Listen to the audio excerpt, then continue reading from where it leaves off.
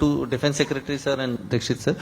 Sir, we saw that Asim Munir gave an open threat to the Jamnagar refinery of Reliance. So now do we see a situation where all the big installations, industry people, they install their own systems? Who will man them? Is the government working in that direction, sir? So this is related to air defense basically. Right. So in air defense, there is already a MHA directive is there.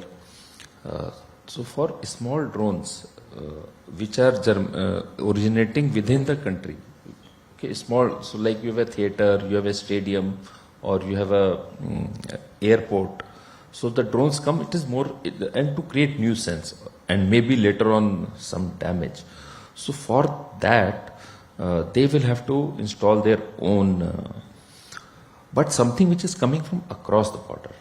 For that we are responsible, and we are armed forces are responsible. We are creating counter-US grids, and we are creating integrated air defense systems. So that we will fully handle, and work is happening on that regard. Now in future warfare, these small systems which are attritable.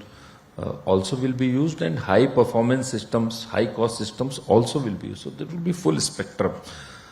These small systems, low cost systems will create confusion, will create decision dilemma, nuisance value, all that. But they will not be able to decide the course of war.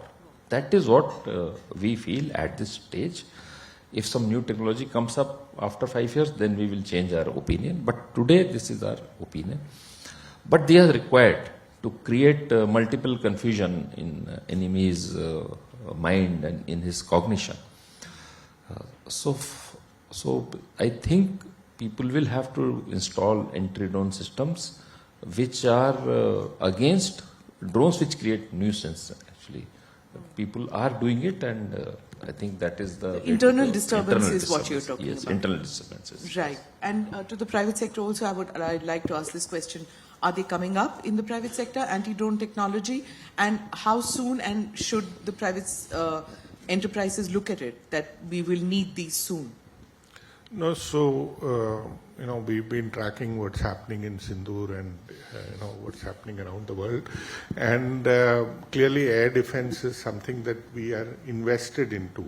So we, for example, make close-in weapon systems for the Air Force, which is a last level of defense against low-flying aircrafts or missiles or drones for that matter. And we are investing in a lot of counter-drone technology. Counter-drone technology varies from the very simple, just jamming and spoofing to more advanced hard kill mechanisms and all that. And we are looking at it. Now, if you're asking are we also investing into it to protect our infrastructure? Maybe not yet, but I suppose, we are alive to all these threats, and we will have to do what is necessary.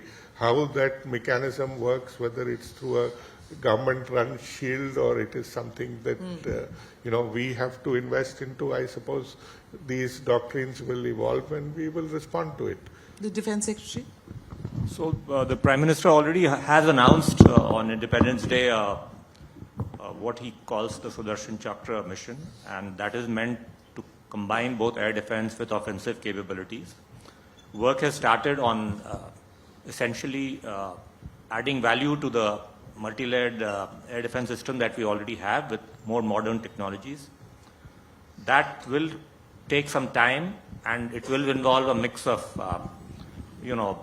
Make in India programs, imports, as well as entirely IDDM type of programs. Whether the private sector can be roped in to provide resources in certain critical areas like Jamnagar, that's something we've really not thought about. Actually, as Marshal Dixit said, this is really the sovereign responsibility of the government, and we should take that responsibility ourselves.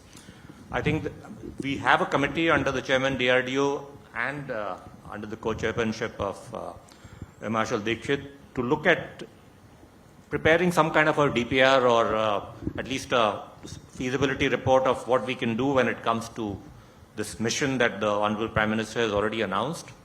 Obviously, that's going to be a priority for us in the future, and we will ensure that it is fully funded from the CapEx point of view to ensure that India as a whole, all critical infrastructure, population centers, etc., are fully protected in a reasonably time-bound manner.